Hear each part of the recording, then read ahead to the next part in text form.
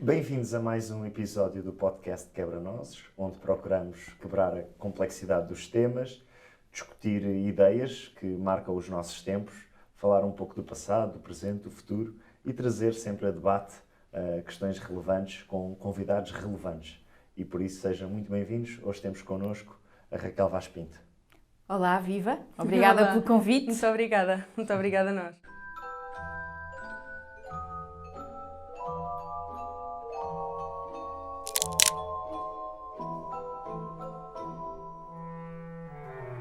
Temos connosco hoje Raquel Vaz Pinto, investigadora do Instituto Português de Relações Internacionais da Universidade Nova. E vamos passar agora à nossa entrada do Sim ou Sopas.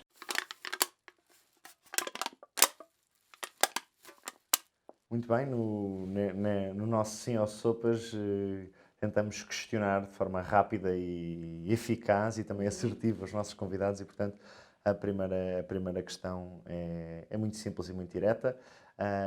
És uma conhecida adepta do Sport Lisboa e Benfica, gosto que eu não partilho, mas ainda assim tenho uma questão. A pandemia fez mal ao Benfica e o Benfica está com dificuldades em desconfinar. O campeonato está em risco? Sopas, eu acho que o campeonato como um todo é que ainda não desconfinou. Não foi só o Benfica, como aliás se tem visto também pelos jogos do seu direto e único rival chamado Futebol Clube do Porto.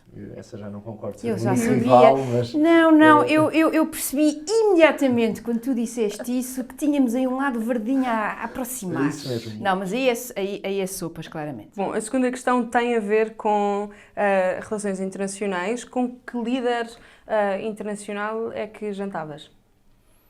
Jacinda Ardern, a primeira-ministra da Nova Zelândia, que eu acho que tem feito um trabalho absolutamente extraordinário, a todos os níveis. Alguém que consegue comunicar, que consegue fazê-lo com empatia, que não tem medo de tomar medidas corajosas, ao mesmo tempo que é claramente alguém em que se nota a fibra de um país que tem a melhor seleção de rugby do mundo, os All Blacks. Muito bem, a terceira questão prende-se com a tua vida e também com um facto que aconteceu no ano passado. Tem a ver, sendo investigadora de estudos americanos e estudos asiáticos, a primeira vez que se candidatou a um cargo público foi para o Parlamento Europeu. Como é que se sente aqui? Foi para ficar pelo meio na virtude? Não, sinto-me bem. No fundo é tudo o mundo e hoje em dia nós não conseguimos estudar os Estados Unidos ou os vários países asiáticos sem... A Europa faz parte dessa equação e faz parte da nossa vida. Aliás, são talvez as eleições mais relevantes do ponto de vista daquilo que vai ser aquelas grandes decisões que nós vamos ter que fazer agora, a nível de futuro, vá lá. Também são aquelas com as quais nós temos mais problemas de identificação e aí, evidentemente, as nossas eleições legislativas são as eleições cruciais, não é? Mas as eleições europeias deviam ter, mas lá está, não é dever ter por decreto.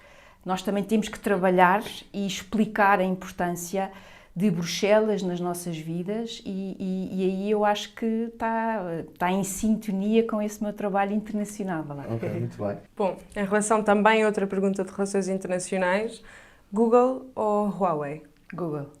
Muito bem. Google, de forma, posso ter e tenho imensos problemas com a concentração excessiva de mercado e de poderes nestas empresas tais como a Facebook e outras, mas estou certamente mais à vontade e descansada do que se estiver a falar ou estiver a depender de uma empresa que é controlada por um Estado ditatorial que é concorrente daquilo que é o projeto das democracias liberais. Portanto, aí não tenho quaisquer dúvidas. Muito bem. Passamos então à segunda parte do nosso programa, a nós de hoje, que é sobre a China, relações internacionais e o mundo em que nos movemos. A China hoje em dia, especialmente com o Covid e o desaparecimento quase dos Estados Unidos que se estão a retirar da cena mundial e com o aparecimento da China, eu queria perguntar-te se o comportamento da China é previsível ou não. hoje em dia? Dá para perceber muito qual é a rota que eles querem seguir? A política externa da China, e sobretudo neste ano 2020, que é assustador porque ainda vai a meio e, portanto, ainda falta meio ano e a pessoa pergunta o que é que faltará a acontecer, mas é bastante previsível. Aliás, é muito mais previsível, por exemplo, que a política externa feita a partir de Washington nesta fase. A mim parece-me claramente que esta China de Xi Jinping tem prosseguido uma estratégia muito clara, multifacetada, que implica ser entendida como uma alternativa cada vez mais evidente e, por outro lado, tentar fazer aquilo que a China tem feito ao longo de séculos, que é o dividir para reinar. E aqui a Europa e os Estados Unidos estão, para fazer assim isto com toda a pompa e circunstância, numa encruzilhada. Em que sentido? Porque é uma encruzilhada em que nós temos uns Estados Unidos, como a Maria disse, que se estão... Eu não diria que... Eu acho que os Estados Unidos não estão a retirar da liderança internacional, mas têm estado ausentes. E, sobretudo, porque este ano nós temos eleições presidenciais e estas são, de facto, umas eleições importantíssimas. Claro. São sempre quem as vota eleições. São os americanos, não é? Exatamente. E nós não podemos votar e, portanto, há aqui uma série de pontos, mas, sem dúvida, eu acho que os Estados Unidos querem manter a sua hegemonia internacional, mas o atual ocupante da Casa Branca eu penso, tem sérias dificuldades em conseguir pensar a médio e longo prazo, portanto, ter uma estratégia que seja coerente. Essa é, para mim, a grande leitura, que para nós que trabalhamos as relações internacionais, é uma leitura que tem que ser feita, mas que por vezes é muito difícil, porque começa desde logo por ter que passar por cima de uma retórica para a qual adjetivos não são suficientes, não é? E há pouco também e que nos coloca esses problemas sérios. Claro. Do outro lado da China, nós temos o contrário, que é nós não conseguimos genuinamente compreender em toda a sua profundidade o que acontece em Beijing. Ou seja, são dois opostos. Too much information, de um lado, almost no information, do outro.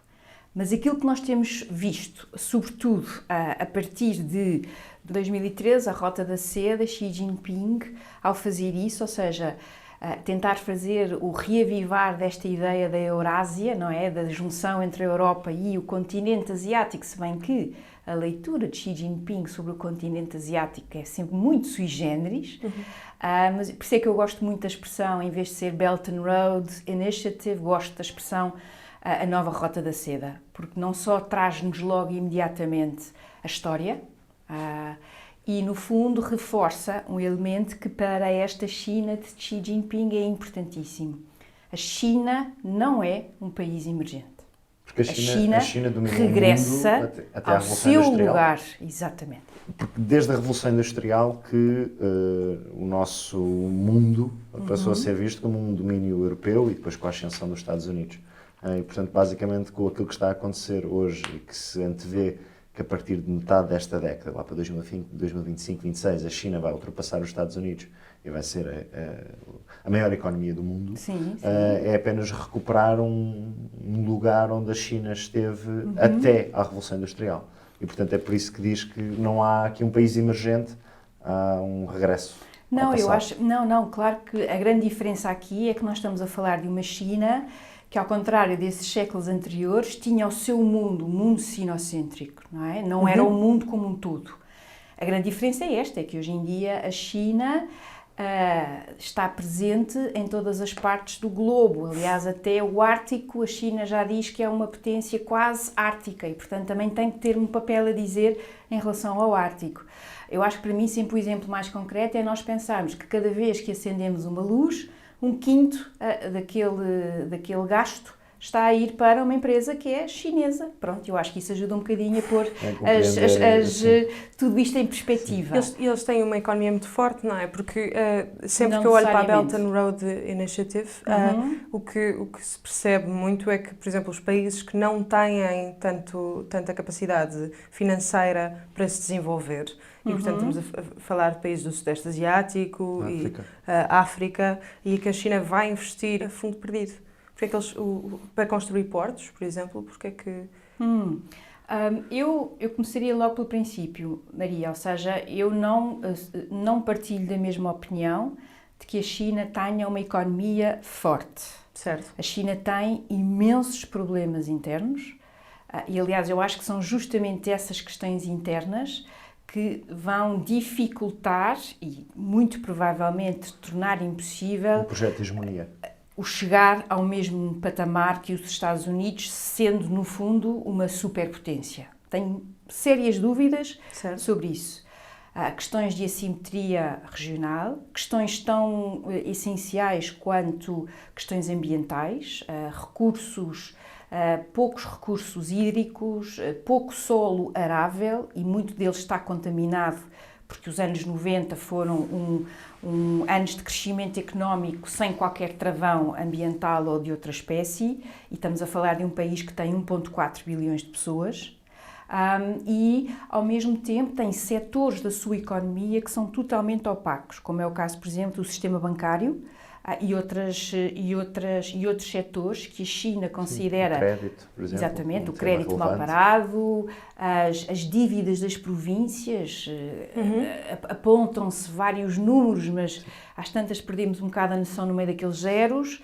Há uma série de questões de fundo, de reformas estruturais, que a China não foi capaz de fazer, na minha opinião. Agora, isso não colide necessariamente com este projeto, que é no fundo de projeção externa, por parte da própria China. Se é verdade que aquela primeira fase foi uma fase de investimento não digo em todo o lado, mas um pouco sem olhar a critérios até de retorno financeiro. Exato. E nós hoje em dia já não temos o mesmo registro. Ou seja, é verdade que muitos desses investimentos, porque são de cariz político, porque como contrapartida a China pode vir a ter acesso a recursos naturais, a matérias-primas, exatamente, ou a outro elemento extremamente importante, que é a votação em peso do Bloco Africano, por exemplo, nas Nações Unidas. Certo. Há muitas coisas aqui que estão relacionadas. E isso é aquilo que, em boa verdade, distingue a economia chinesa, por exemplo, dos Estados Unidos, ou mesmo das várias economias europeias, onde o Estado ainda tem um papel, depois dependente de país para país, relevante. No caso da China, eu gosto sempre de usar aquela expressão do Richard McGregor, que eu acho que cunhou a expressão perfeita, que é: a China é um leninismo de mercado. Ou seja, o Estado... que tem vindo a ser reforçado com Xi Jinping, não é o contrário, e portanto nós não podemos classificar a China como uma economia de mercado. E portanto nós encontramos dentro daquele universo que lá está, tem muitos níveis, muitas zonas opacas, e portanto o que me parece é que mesmo esta crise, a pandemia como um todo, e as várias ramificações que pelos vistos, nós também ainda não temos bem noção, porque também não temos noção do que vai ser à segunda vaga, não há segunda vaga. Exato. Quer dizer, há muitas questões aqui, agora não tenham dúvidas que a economia chinesa será particularmente atingida. Mas a pandemia não acabou por afetar, se calhar, de uma forma que vai marcar os próximos anos, os próximos valentes anos, a reputação da China. Porque todos nós, e há pouco referiste um tema que é importante, que é a assimetria de informação que nós temos, por exemplo, de uma democracia, de um país como os Estados Unidos, e depois de um país como a China, em que nós não sabemos as dinâmicas internas de discussão. É mais tem difícil. Um sistema político que também não se caracteriza por ser uma democracia liberal. Não. Ou seja, nós sempre soubemos que a accountability de informação, de prestação de contas era difícil.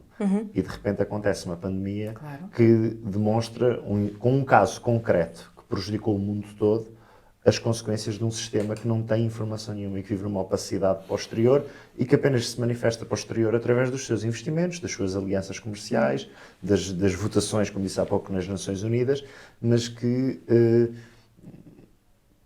ou seja, será sempre difícil para nós, enquanto ocidentais, lidar com um país assim, já para não falar da dimensão cultural. Ou seja, a China pode ser a economia, não quer dizer emergente, mas quer dizer a economia que se figura em primeiro lugar a nível mundial, mas nunca terá a capacidade de penetração cultural no resto do mundo, como por exemplo os Estados Unidos foram capazes de ter. Não sabemos. Pois Eu é. aí não sabemos. Eu também não vou ao outro lado e acho que a questão cultural também tem muito que se lhe diga. Acho é que basta pensarmos no rendimento per capita.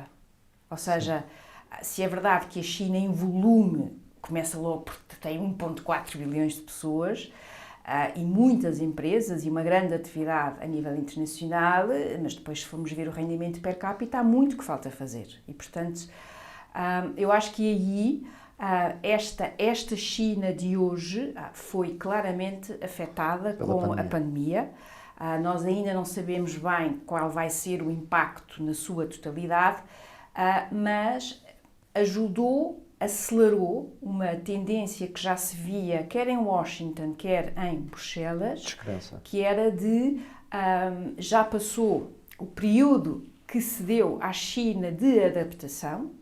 Certo. E agora o que se verifica, por exemplo, no caso da OMC, da Organização Mundial de Comércio, e agora o que nós verificamos é que um princípio que guiou várias administrações norte-americanas, republicanas e democratas, que é um bocadinho aquela ideia de que integramos a China, normalizamos as relações da China com o mundo e ao fazermos isso criamos uma classe média, essa classe média vai pedir mais liberdade. Isto no fundo era a lógica, não é? Pede mais liberdade, não só económica, mas também política, accountability, como tu dizias, e portanto a China tenderá a abrir-se do ponto de vista político. E o que isso foi um erro, ou não? Eu não posso dizer que seja um erro, Maria, porque estávamos a falar de um Acho país... que foi colocar a nossa lente ocidental numa cultura e num povo diferente, se calhar, não? Não concordo. Não? Não concordo. Eu acho que a China... Não concorda com base também quem, não é? Aquilo que se passa em Hong Kong, Taiwan... Não, isso claro que é assustador. Não estou a dizer isso. Estou a dizer quando a China se quis abrir ao mundo, a China tinha saído de 2 décadas de utopia totalitária de Mao Zedong. O povo chinês teve um século XX absolutamente horrendo. Sim. Horrendo. Queda do Império, partes do seu território colonizadas, não de iure, mas de facto, não me venham com conversas, invasão japonesa, guerra civil entre o Kuomintang e o Partido Comunista, Segunda Guerra Mundial, uma crise de refugiados que nos faria até tremer os olhos só de ver os números, e depois leva com 20 anos de utopia totalitária de Mao Zedong e depois finalmente ao fim de tudo isto chega Deng Xiaoping. E Deng Xiaoping, como nós sabemos, também não era um democrata. Exato. Vamos pôr pontos nos is. Era um modernizador, não é? E foi mas um face ao que reformador. estava atrás, foi sem dúvida o homem que mudou a China e a forma de estar neste mundo e ao fazer isso mudou o mundo. Sim. Agora... Aquela imagem clássica dele no Texas. É uma das minhas fotografias favoritas num rodeio, não é? Ele está num rodeio. Tem um chapéu que é para aí, sei lá, aquele chapéu quase que se afunda, né? Porque ele era baixíssimo. E, portanto, com o Carter ou com o Reagan? Não sei. Carter. O Carter. Ainda era o Carter. E portanto, aí... Agora, trazer essa China, sobretudo porque a China, durante a primeira metade do século XX, teve um século XX que depois foi sendo apagado pela segunda metade. Vou dizer de outra maneira. O primeiro líder da China, a China foi a primeira república da Ásia. Ponto número 1, em 1912. República fraca, com imensos problemas, a começar pelas grandes potências que dividiram, não é? Há aquele cartoon Slicing the Chinese Melon, não é? Problemas com o Japão também, com a Rússia. Com a Manchúria. Toda a gente tirou e foi tirando, foi, como é que hoje em dia se diz, extrativa, não é? Ou seja, tirar. Mesmo assim, o primeiro presidente da China a primeira grande líder, Sun Yat-sen, era médico, vindo do Sul, cristão, e quando aquilo rebenta, onde é que ele anda? Está no Colorado a fazer fundraising. Chiang Kai-shek, o segundo grande líder da China, casado com uma mulher extraordinária, Sun Mei-ling, era cristão, totalmente pró-ocidental. Portanto, há essa China que poderia ter tomado um outro caminho, não fosse a invasão do Japão, que foi de uma crueldade e de uma atrocidade tremenda, e é isso que vai desgastar as tropas de Chiang Kai-shek, que depois, que ajuda, não digo que permita, porque Chiang Kai-shek cometeu muitos erros, também não era um democrata muito entusiasta, e na verdade a China não era necessariamente evidente que fosse, que 49 tivesse aquele desfecho, é este o meu ponto. E mais, a questão cultural é sempre difícil de responder, Alexandre, porque nós ainda não tivemos uma outra tentativa, a única grande tentativa a nível global foi feita genuinamente pela Grã-Bretanha, nos seus tempos áureos, e depois pelos Estados Unidos. Portanto, a questão cultural eu tenho aí alguma resistência. França também não? França não fez?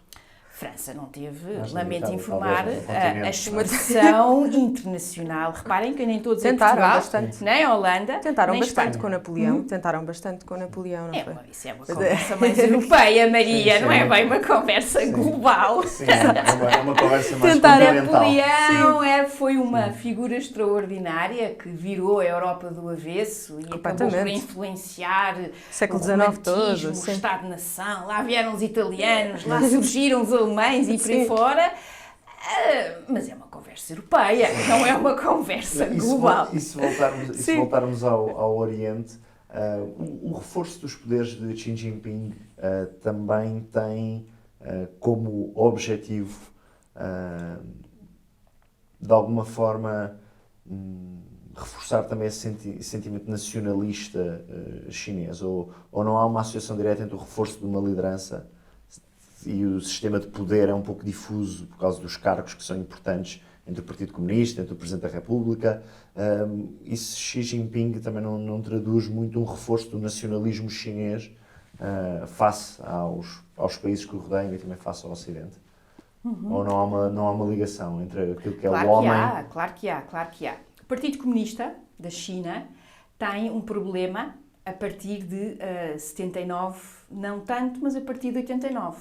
Que é a Rússia. Nós já deixámos cair e Deng Xiaoping aí foi brilhante, não é? Com aquela sua famosa frase que ele usava para tentar, nunca dizendo as coisas de forma direta, porque ainda havia um bom setor da sua sociedade que achava que Mao tinha sido bestial, porque é difícil a uma geração que funda uma república aceitar que afinal Mao Zedong não era...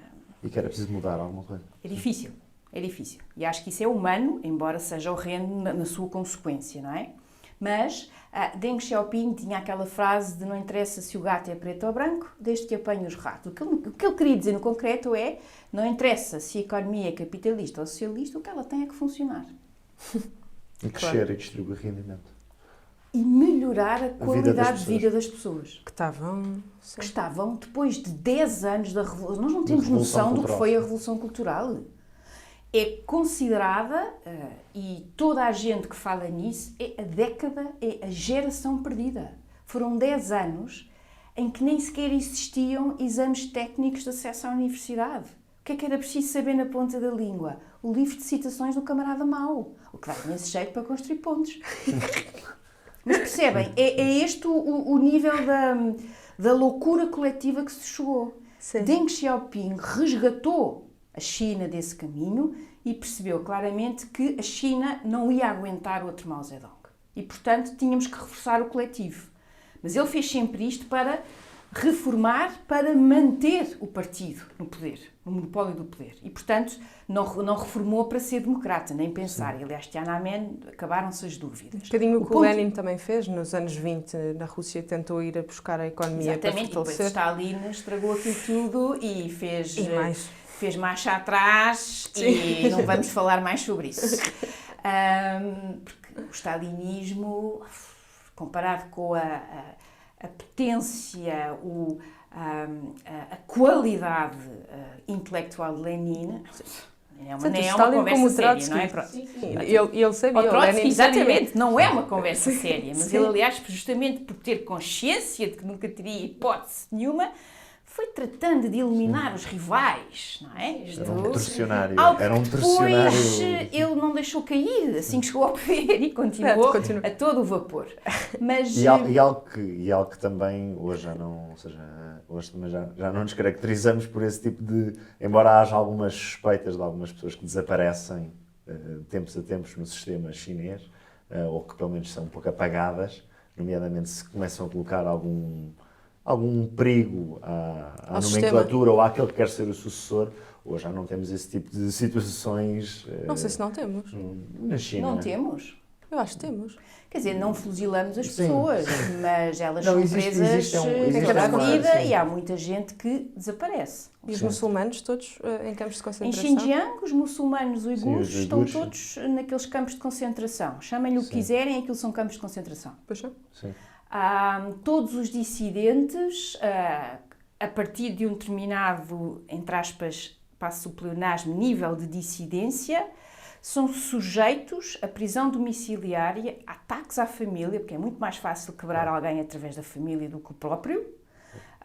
Pensem naquele ativista, advogado, autodidata, Direitos humanos, cego, quer dizer, não estou a recordar o nome. Chen Guangcheng Uhum. e tantos outros que quiseram, no fundo, ou pensem, Alexandre, o Prémio Nobel da Paz de 2010, Liu Xiaobo, que morreu na Que não prisão. pôde receber, não é? Que não pôde Não. receber. o Não, prémio. não pôde. Não pôde Não foi receber. Morreu na prisão, doente. Morreu na prisão um homem que em 89 estava alegremente, tinha sido convidado e estava a dar aulas em Columbia, Nova Iorque, e que apanhou o avião a correr para ir para a Praça Tiananmen. Um homem para quem a questão da não violência era um elemento central da sua forma de pensar. E como é que ainda hoje na cena internacional Portanto, essa faceta totalitária ou menos democrática é tão facilmente apagada? Não diria nem uma nem outra, diria ditatorial ou autoritária. Já não é o totalitarismo que nós Mas encontrávamos. que é totalmente apagada na cena Não internacional. é apagada. Eu acho é que nós... Ninguém fala muito disso. Não, Ou seja, não, eu acho que se fala muito e a Acha? pandemia veio acelerar isso. Mas eu acho que, voltando àquela mas a China é pergunta mais que vocês me criticada por fizeram... algumas práticas comerciais, pelo respeito dos direitos laborais, pelas condições de vida do que pelo sistema político. Parece que se normalizou a ideia de que, ok, é este sistema político. Pois, mas aí é que está a parte do problema. Ou seja, aí é que está a parte da tal Não China que vemos nós apelos estávamos à a falar. democracia, mas não vemos apelos à democracia, vindos do Ocidente para a China.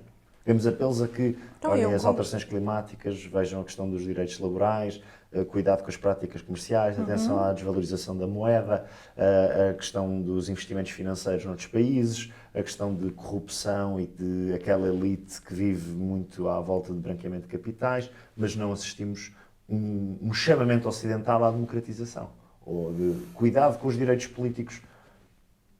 Ou tem uma visão que... Eu não tenho, assim, Não. não... Ou seja, não consigo identificar um líder recente mundial que tenha pedido a democratização ou o tratamento... Mas pode não estar a falhar. Ou o tratamento das minorias. Mas isso eu acho que faz parte do tal problema... Do pragmatismo. Do pragmatismo, ou realpolitik, chame-lhe o que Sim. quiser, podemos dar-lhe vários nomes, mas o ponto é, durante muito tempo, a ideia foi integrar, normalizar a China e a mudança, mesmo que gradual e suave, viria. Ela não veio nem nas questões da economia, nem nas questões políticas, e Xi Jinping fez exatamente o caminho inverso, que foi fechar ainda mais. Portanto, aí acabou essa ideia que guiou, aquela ideia do Zolik, que no fundo chamava a China uma potência irresponsável. Pronto. Sim. Mas isso eu acho que fez parte de uma leitura que nós temos também que encaixar no tempo. Nós estamos a falar de um pós-Guerra Fria, de um entusiasmo dos anos 90, quer dizer, foi um mundo diferente. Mas aí o Partido Comunista, para voltar àquela pergunta de há bocado, o Partido Comunista deixou cair o elemento ideológico como um todo.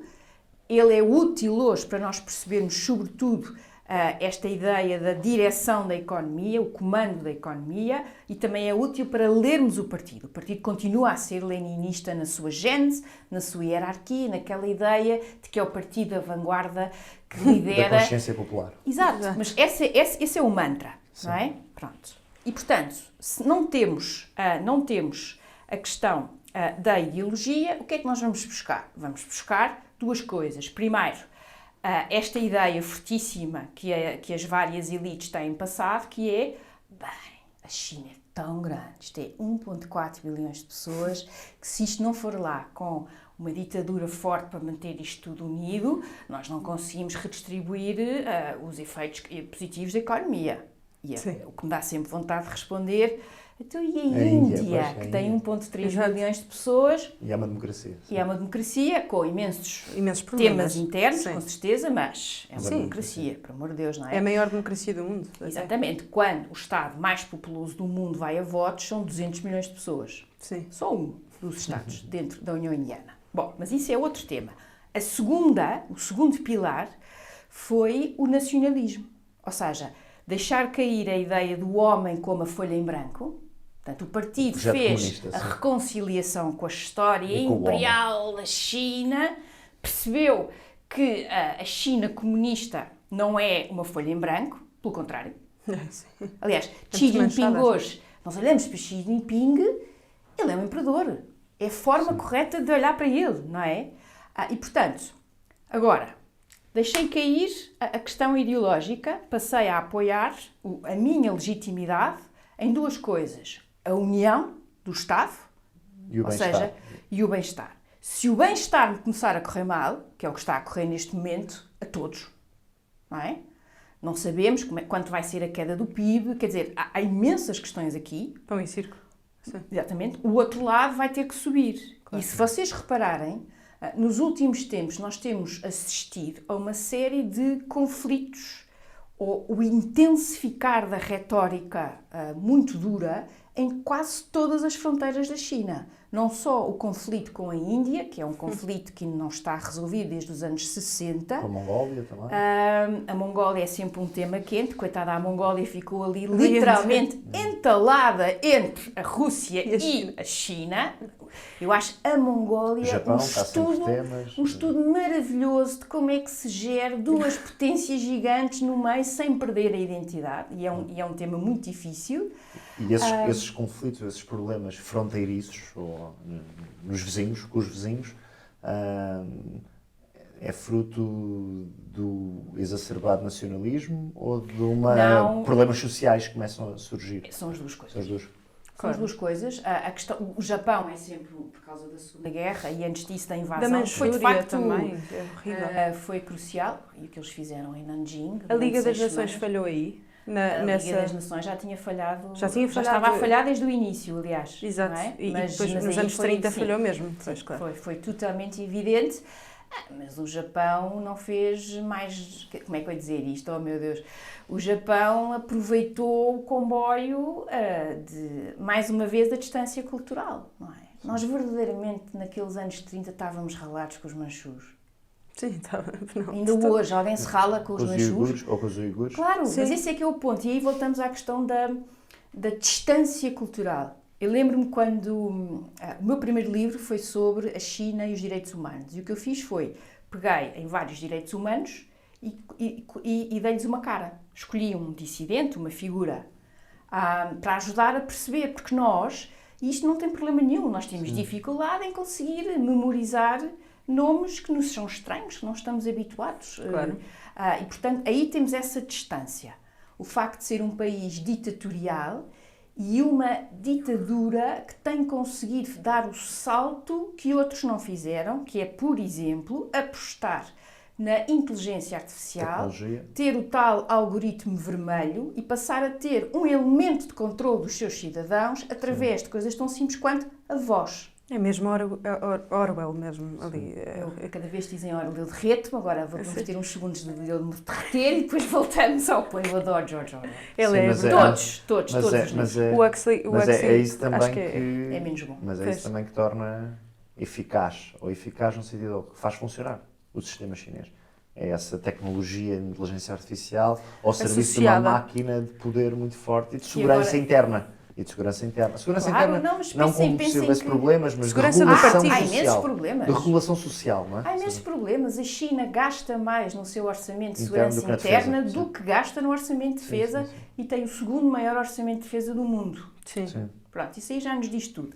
Voltando à questão Mas já há pouco dizia que era uma ditadura é uma ditadura que quer mostrar que funciona, não é? Há pouco Claro, referi a os Jogos quer Olímpicos mostrar de que Beijing funciona. em 2008 tiveram justamente esse momento Disposição. fulcral, que era mostrar que esta China pode perfeitamente organizar eventos de Como os cariz Jogos Olímpicos mundial, de- como da- os Jogos da União Olímpicos de Soviética 2008 também. foram, aliás, E os 2008 foram foram dos foi melhores, no talvez, mesmo dos ano, últimos anos. foi no mesmo ano que a crise económica e financeira nos Estados Unidos. Portanto, a literatura, e há um livro ótimo da Elizabeth Economy, que aliás desenvolve muito estes três temas, a questão da legitimidade ideológica, deixámos cair, nacionalismo e a questão do rendimento ou daquilo que é capaz de o bem-estar social e económico que é dado aos cidadãos. É aqui o trade-off. Não é? Sim, sim. E o livro chama-se The Third Revolution. Ela acha que com Xi Jinping começámos uma nova era.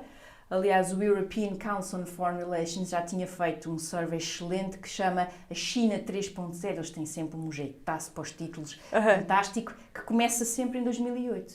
Apesar de Xi Jinping só aparecer em 2013, e o lugar mais importante na China, aquilo que nós temos que saber, a primeira coisa que temos que olhar é perceber quem é o secretário-geral do partido. E depois sim, vamos ao resto.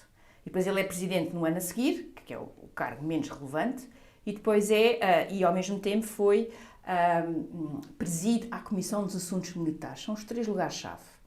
E Xi Jinping fez isto numa leva só. Assumiu os três. E isso dá-nos a entender que havia ali também uma grande preocupação interna, que era a questão da corrupção, que estava totalmente... Sim, há pouco, eu, quando referia isso, dizia que eu penso que a China é mais vezes hoje retratada como um país onde a corrupção está a crescer significativamente do que um país onde se violam direitos políticos. Não sei se concordo, Alexandre, mas eu aí também posso estar a ser enviesada, eu trabalho Pelas nesses temas essas há áreas, muitos temas, há muitos anos, mas não acho. Eu acho é que nós encontramos, por exemplo, os prémios Nobel têm sido fundamentais neste sentido. Aquele prémio Nobel ao Liu Xiaobo em 2010 foi na MUSH, já foi há 10 anos. Pois. O prémio Sakharov do Parlamento Europeu, para voltar à Europa, atribuído mais um dissidente. A três, o Wei Jingsheng, que foi a primeira cara dos direitos humanos, no sentido, lá está, do conhecimento de nós em relação ao regime.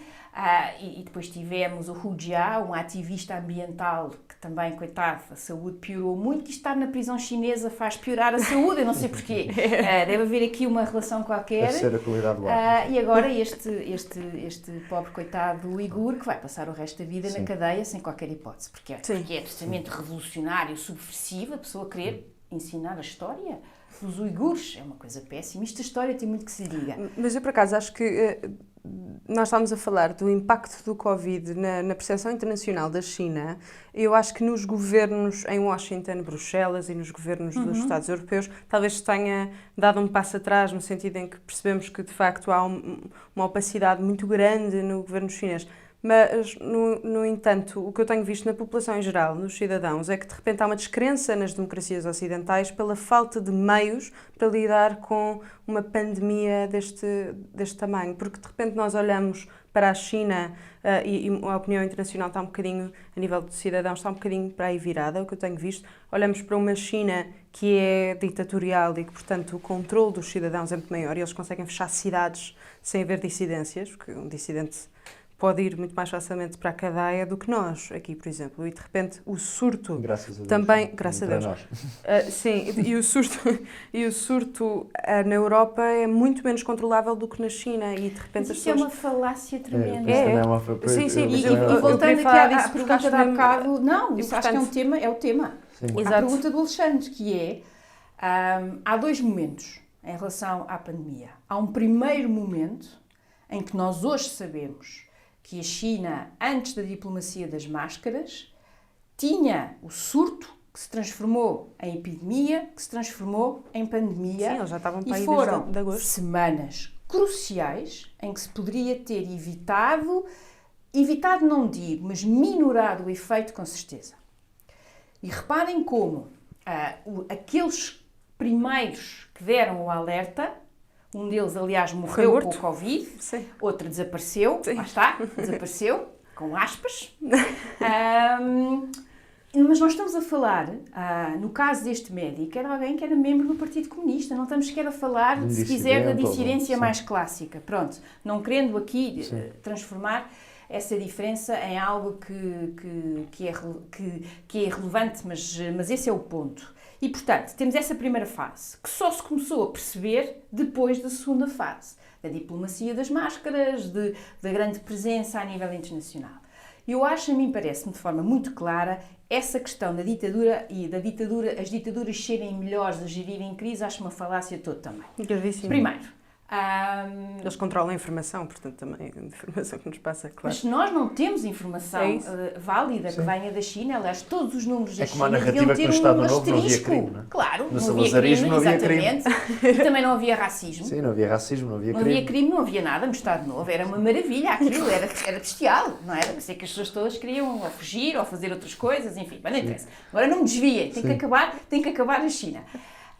É uma falácia total, porque, primeiro, como na China, ao contrário das democracias, os funcionários podem vir a ser, e muitos são, botes expiatórios daquilo que correu mal, muitos deles, perante os primeiros sinais, lavaram as mãos que nem Pilatos e passaram pass the bucket, passaram para cima a responsabilidade. Porquê? Porque a pessoa que estaria à frente da província é quem ia ser, e aqui, nestas ditaduras, a consequência é a morte. Claro. Ou a prisão. Numa prisão chinesa, volto a dizer, Morte. não é um hotel de 5 estrelas. E, portanto, esse é o primeiro ponto. Depois, a imagem do regime. Nós não podemos ficar mal na fotografia, portanto, escondemos a informação. Fechamos os voos entre as províncias, mas não fechamos os voos da província afetada para o resto do mundo. Pronto, esse é o primeiro ponto. Segundo ponto, a questão das democracias e tal, eu discordo. Eu acho que aí temos todos que voltar a ler Fukuyama e ler a importância da questão da confiança. Há democracias liberais como a alemã que souberam lidar com a pandemia e têm uma liderança extraordinária. Eu sou uma fã da Angela Merkel e lá portanto, mas independentemente disso, quando ela fala e explica as coisas, nós temos a certeza de que aquilo vai acontecer. Há uma confiança.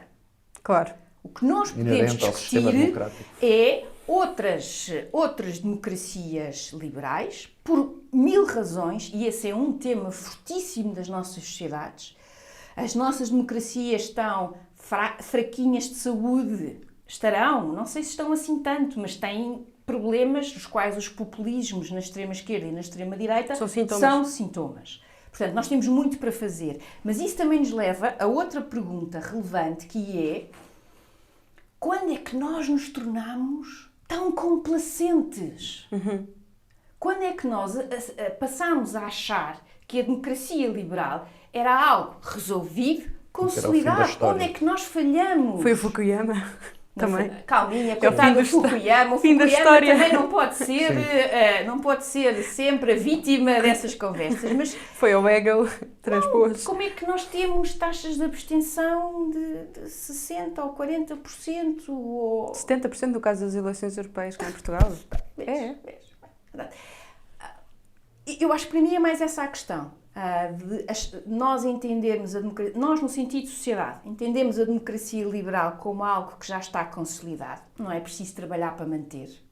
E aí falhamos todos, enquanto professores, enquanto família, enquanto políticos, enquanto técnicos, todos nós, enquanto a parte da sociedade. E aí eu acho que é genuinamente a questão da confiança. Há estados nos Estados Unidos da América cujos governadores resolveram ou foram ao encontro das expectativas. Em Washington não vamos comentar, mas depois também temos outras ditaduras que são péssimas. Olhem a Rússia. Sim. Claro. Quer dizer, dá para os dois lados e, portanto, ainda bem que me fizeram essa pergunta, porque é uma falácia tremenda. Sim, eu também acho que é Claro. uma falácia tremenda. E é uma falácia Até porque perigosa. referiu o caso da Nova Zelândia. Mas acho que é uma falácia Ok, tem a intuitiva. dimensão de ilha que talvez seja mais fácil, mas depois nós fechamos as fronteiras e o Sim, vírus mas continua a espalhar-se. A Coreia do Sul, Logicamente. Ou seja, mas a Coreia do Sim, a Sul Coreia ou a do Nova Sul e do Zelândia são Taiwan, que democracias. também é uma ilha, portanto, Sim, mas, sim, sim. mas que tem um sistema de intelligence, tudo o que acontece na China, Taiwan Sim, está alerta. Mas há pouco quando lhe perguntámos de líder mundial, falava da Nova Zelândia. Sim. Nova Zelândia quase que erradicou o vírus ou está quase extinto. Vá, vamos E a dizer, Coreia pelo do Sul menos, também. Sim, para já está já extinto. podem ir à bola Para e já- ao rugby sim, e tal. E para já não. está extinto. Por acaso, eu concordo contigo quando dizes que é uma falácia enorme de que a ditadura é mais eficaz. Mas eu acho que é muito intuitiva, acho que é muito fácil de comprar essa falácia, acho que devia ser mesmo por isso, e desconstruída. por isso é que é tão perigosa e Exato. todos nós, nas nossas diversas, nas facetas das nossas vidas, no Parlamento, na academia, na academia no sentido ainda do outro lado, nós temos que discutir Sim. isso de forma séria e desconstruir. Porque é uma falácia perigosíssima. Sim, mas hoje em Claramente dia a sim. democracia liberal é quase que o patinho feio, ou seja, toda a gente hoje dá pancada na democracia liberal, Também porque já está quase que adquirido. porque existe, ou seja, instalou-se aquela ideia, e eu por acaso acho que sou um fanático pela defesa da democracia liberal, mas instalou-se aquela ideia de que não serve, porque falha às classes médias que não crescem, Mas porque lá está. não, ou seja, instalou-se Mas lá está. uma ideia de É. que é um sistema que só potencia os laços entre a classe política e o establishment económico, que falha no bem-estar e na qualidade de vida, que não consegue lidar bem com fenómenos exteriores, seja as migrações, seja que fenómeno exterior for, porque tem mecanismos mais complexos. E eu acho que aqui há uma palavra que eu, neste tema, considero que é fulcral. É complexidade. Ou seja, a capacidade de alguém, de um populista, e eu sempre tive esta ideia de que em Portugal o populismo existia Já há muito de mais forma tempo. clássica na extrema-esquerda e agora temos um populismo, eu diria, dos dois lados, porque num mundo complexo apresenta respostas simples, em que não há burocracia, em que não há uma administração pública, em que não há capacidade de articular vários stakeholders e vários interesses, e as pessoas cansam-se. Quando nós temos de explicar a uma pessoa que para desenvolver uma determinada política ela tem de ser implementada pela administração pública, tem de haver uma portaria, tem de haver um apoio, tem de haver uma pessoas verba, perdem-se. as pessoas perdem-se. E embora que este saudável regime de uma certa complexidade que faz com que as soluções até estarem em prática leve um tempo e também são pensadas, acaba por cansar as pessoas. Atenção que em Portugal há muita burocracia. E cansa no as entanto. pessoas. Esse é E ponto. cansa as Mas pessoas, mas o que eu penso é que cansa as pessoas num ponto que é fundamental, que é a qualidade de vida, que é o bem-estar. E o que se tem provado ao longo dos últimos 20, 25 anos, talvez, é que a democracia liberal está a perder apoiantes porque as economias não crescem. As economias, não há prosperidade. E não havendo prosperidade, Não há as pessoas consciência, começam não é? a culpar o sistema. O que aconteceu em 29? E à esquerda e à direita, vemos mas eu isso. acho que aí Vemos também a temos crítica ao que- sistema. Não é? Exato. E eu aí não. Mas acho que também temos que. É verdade, e nós, aliás, nos últimos anos para Portugal tem sido Sim, dramáticos. uma desgraça. Não é? Mas a Pronto. culpa é mesmo do sistema, aí, atenção. Mas aí, exato. Mas eu acho é que também, às vezes, eu que adoro, é uma das minhas grandes paixões, são os gregos e romanos antigos, eu vejo estes sinais de decadência, No de Império Romano. complacência, o fim da Completamente. República. Completamente. Fim da República, Cícero. É que à ninguém se solta. importa. Em que estamos a extremar, em que estamos a polarizar, em que o centro, o bom senso, a capacidade de conversar, como aqui estamos, perde valor. E que de facto nos embrulhamos de tal forma aqui, atomizados quase, que de repente nos esquecemos que os bárbaros estão à porta, não é? E os bárbaros à porta é muito difícil não, para eu a acho queda que do é Império. mais Os do que bárbaros já isso, estão cá os dentro. bárbaros estão dentro de nós. Sim. Ou seja, todos nós Ou temos hoje, a em, ou capacidade... hoje em dia a posição mais, de virar, a claro. posição mais radical hoje em dia é ser moderado.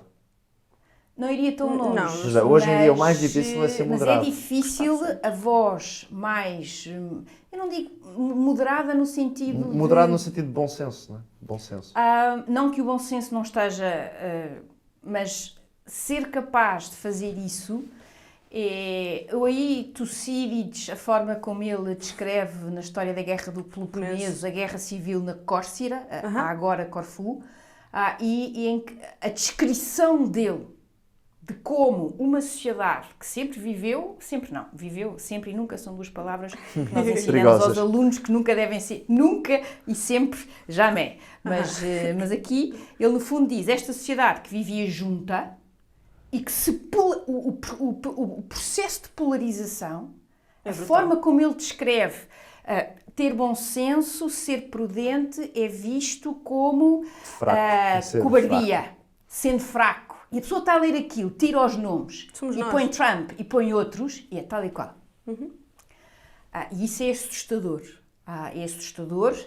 E a mim só me faz ter mais vontade de trabalhar, de explicar, de ter um papel mais ativo, a desconstruir e a lutar por aquilo em que eu acredito que é o valor da democracia liberal, enquanto não é perfeito, mas é, como diria Churchill, o menos mau de todos os sistemas. Não há sistemas perfeitos. Nós, seres humanos, não somos perfeitos, que é logo um ponto de partida cético que eu acho que muito útil. E até há autores que, identificando casos, por exemplo, identificam a União Europeia como um liberalismo não democrático e depois países como democracias iliberais, ou seja, em que é possível nós termos países onde a vontade popular continua a ser respeitada.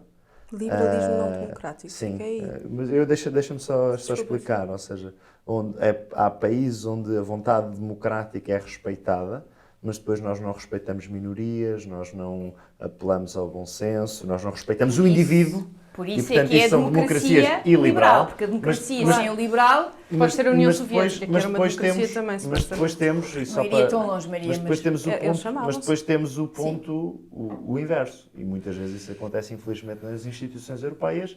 E a Grécia é um bom exemplo, quando a Grécia faz um referendo em que o povo expressa uma vontade, e aquilo que acontece é exatamente o contrário daquilo que o povo expressou na vontade, e, portanto, não contou a vontade popular, o que contou foi a decisão de uma elite tecnocrática, que se calhar do ponto de vista económico até era o melhor para a Grécia, mas que não expressou a vontade popular naquele referendo de 2015. Portanto, é isto que eu estou a dizer, ou seja, nós poderemos ter democracias, nós podemos ter democracias iliberais, mas depois também ter um certo liberalismo. Qual é a tua concepção de liberalismo? Vamos começar com o conceito operativo. Isso para mim é sempre importante. O conceito de liberalismo, de defesa e respeito pelo indivíduo, pela sociedade em que cada indivíduo tem os seus valores e pela ligação forte ao Estado de Direito.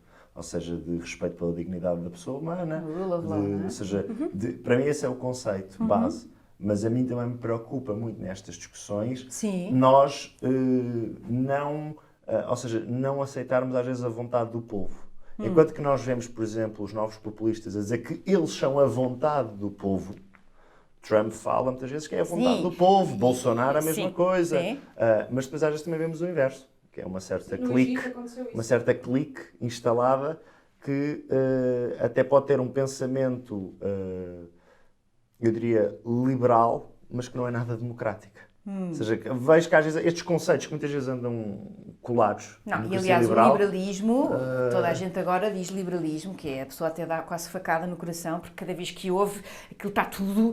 Vamos então ao liberalismo clássico, que é o meu liberalismo. É o meu liberalismo também, claro. Vão ler. Que é o respeito pelo indivíduo, que é o respeito pela sociedade. Não, o Estado é importante. Separação de poderes. O Estado é muito importante. Mas não tem que controlar e dominar todas as partes da minha vida. A minha vida tem partes privadas. Eu costumo dizer que não quero o Estado na minha cama. Nem é por bem nem por mal, mas não quero que o Estado esteja presente. Não, agora, o Estado é muito fundamental para conseguir ajudar, e por isso é que eu acho que nem uma economia de mercado pura, nem uma planificada funciona. É algures aqui um equilíbrio. E esse equilíbrio, por vezes, nunca é, ou raramente é, fácil de nós chegarmos a ele, não é? Mas aquilo que tu falavas, eu acho que... da ausência de prosperidade como o começo disto. Mas também é verdade que nós nunca tivemos um projeto como a União Europeia. Não, isso. Plenamente de acordo. E, portanto, essa construção de uma coisa era o Sacro Império Romano-Germânico, que é toda uma história que eu adoro, mas que aqui não vamos falar, mas que não tem nada a ver. Isto nós estamos a falar de um conjunto de Estados que se foi reunindo, todos eles, quer dizer, nós mais do que outros, mas enfim, com uma história Brutal. De rivalidades, de amizades, de expressão, de interesses externos. A política externa, aliás, eu acho que é aquele ponto onde nós vemos que países é que tiveram uma história imperial, os que não tiveram. Quer dizer, a política externa é mais do que se possa pensar. Às vezes reflete bem aquilo que é, no fundo, a evolução destas sociedades. Numa Europa, essa construção é uma construção imperfeita, muitas vezes é exasperante. É aquilo que Schuman dizia, não é? Avanços, recuos... Mas ao mesmo tempo, mas é isto que permite avançar. tem sido importante. Sim. Para nós portugueses. A União Europeia foi fundamental em 2 pilares da nossa vida, que foi ajudar-nos a consolidar a nossa democracia, que já estava bem encaminhada, não estou a dizer isso, mas foi importante voltar a estar presente nesta Europa, e no segundo ponto, que é a convergência económica, que nós precisávamos desesperadamente. E é uma diferença tão grande. Nós há bocado, antes de gravarmos este programa, falávamos de gerações analógicas e não analógicas, e estes 2 caramelos estavam-me a falar a mim sobre isto, só me deu vontade de rir. Eu é que sou genuinamente analógica. Sim. Mas a mudança do que se aprendeu, da forma como se estendeu a educação a todos, que é uma ferramenta crucial para a meritocracia, para ajudar a sociedade, a todos nós a florescermos no sentido Sim. de libertarmos o nosso potencial. O elevador social, não é? Eu não gosto dessa expressão. Também não gosto Eu não gosto dessa expressão, até porque eu detesto elevadores, portanto, não gosto muito dessa expressão, mas acho que mérito, a pessoa estudar muito, ter boas notas, ter uma boa capacidade. O elevador social é uma ótica de subir na vida. De não ter quebrar ciclos de pobreza. A expectativa de a sua geração Estamos a falar ter do uma mesmo, vida mas melhor. sem conceitos, Sim, exatamente. Sem conceitos diferentes. Mas isso é magnífico. É uma das grandes conquistas da nossa democracia, do qual eu estou muito, muito orgulhosa. Sim, agora, falta muito, é muito imperfeita. É óbvio que há encruzilhadas a nível europeu e acho que este ano e o próximo ano vão ser fundamentais aqui, seja em relação ao modo como vamos lidar com a China, que não tem necessariamente que ser uma ameaça, mas é um grande desafio. E depois também temos a forma como é que vai ser a relação transatlântica depois destas eleições, como é que isto vai acontecer. O Reino Unido decidiu sair, com muita pena minha, deste projeto europeu. Berlim vai avançar, vamos ter aqui maior empenho desta Alemanha, a França, como é que tudo isto vai evoluir? Agora, também não tenho... Claro. No fundo... se calhar para terminarmos esta parte, eu pegava há pouco em algo que disse que era muito importante. Falou da educação, mas num conceito que referiu, que era de nós nos importarmos com a democracia liberal e nós nos importarmos com a vida em sociedade. Se tivesse de apontar um caminho daquilo que é o teu estudo, e já estou aqui a fazer entre você e o tu, que também é muito interessante, esta certa dialética de tempos verbais. Mas se tivesses de apontar um caminho, como é que nós conseguimos reforçar? E acho que era uma boa questão para terminar esta parte do podcast. Teria que ser uma aposta na educação, e quando falo em educação falo não só falo de todos os ciclos. E essa aposta teria que passar pela valorização dos professores, pelas suas capacidades, mas também numa grande volta, dos próprios conteúdos. Nós ensinamos pouco, por exemplo, a Europa, e só passamos genuinamente a ensinar a Europa e quando se chega à universidade, não é? Falta-nos estudar a Europa, não diga a União Europeia, a Europa. Falta-nos ter mais mundo nesta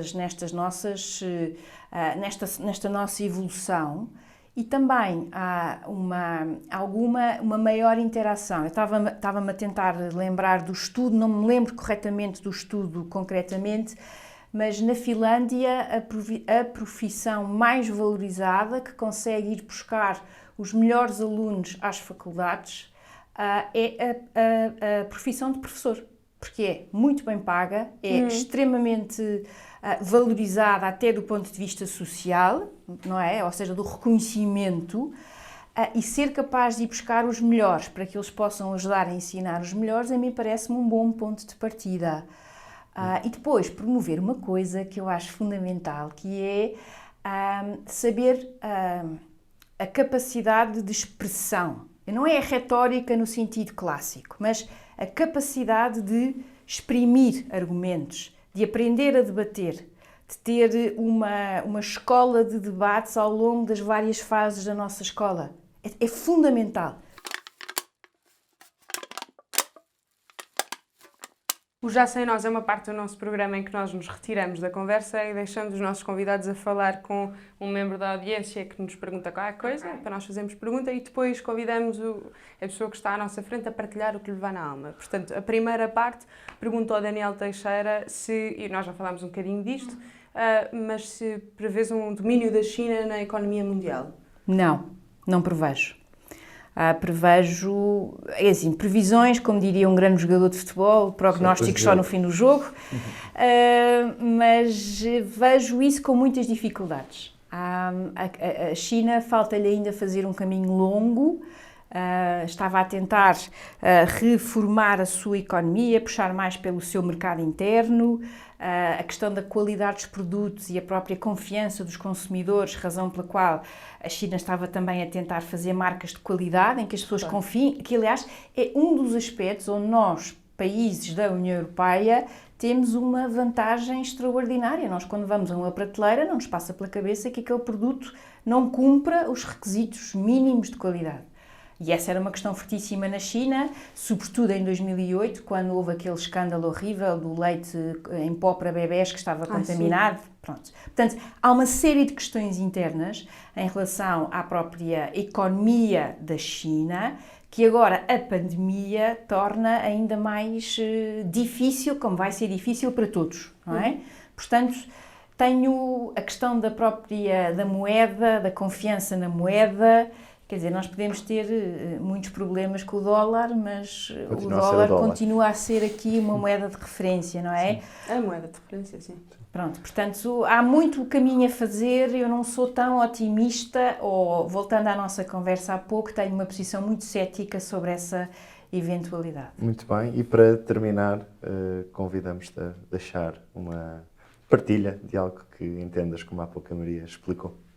Ok, então olhem, tendo em conta os últimos tempos, eu recomendava vivamente uma série televisiva que eu vejo de vez em quando e que me rio de forma incontrolável sempre, que é a série Fawlty Towers, do John Cleese e dos Monty Python, no fundo, mas é sobretudo John Cleese. Sim. E que agora teve agora um bocadinho nos holofotes, porque estavam a pensar retirar talvez o episódio com mais graça, que é aquele episódio que toda a gente conhece como Don't Mention the War. E portanto, John Cleese, aliás, tem uma conta no Twitter que eu aconselho vivamente que todos sigam, porque é um sentido de humor brutal e muito inteligente. E John Cleese tem, aliás, um percurso, não só enquanto ator, enquanto comediante, mas alguém que tem feito um trabalho extraordinário pela defesa de uma das nossas liberdades mais importantes, que é a liberdade de expressão. E, no fundo, o argumento dele é muito simples. Quando começamos a retirar quando começamos a cortar a capacidade de fazer humor, nós perdemos a capacidade que o humor nos traz, que é de refletir sobre tudo. Claro. E, portanto, com essa tónica, aconselhava o Fawlty Towers, e quem quiser ir mais longe e ver os Monty Python em grande, total, eu sei os diálogos de cor, é A Vida de Brian. Muito bom. E ficamos assim com esta partilha final própria dos nossos tempos também, da defesa da liberdade de expressão e de às vezes sabermos que não cortar a raiz ao pensamento é algo que deve estar sempre subjacente também a uma sociedade que defenda valores como aqui há pouco discutimos, bom senso, moderação, capacidade de falar com o outro que pensa diferente de nós.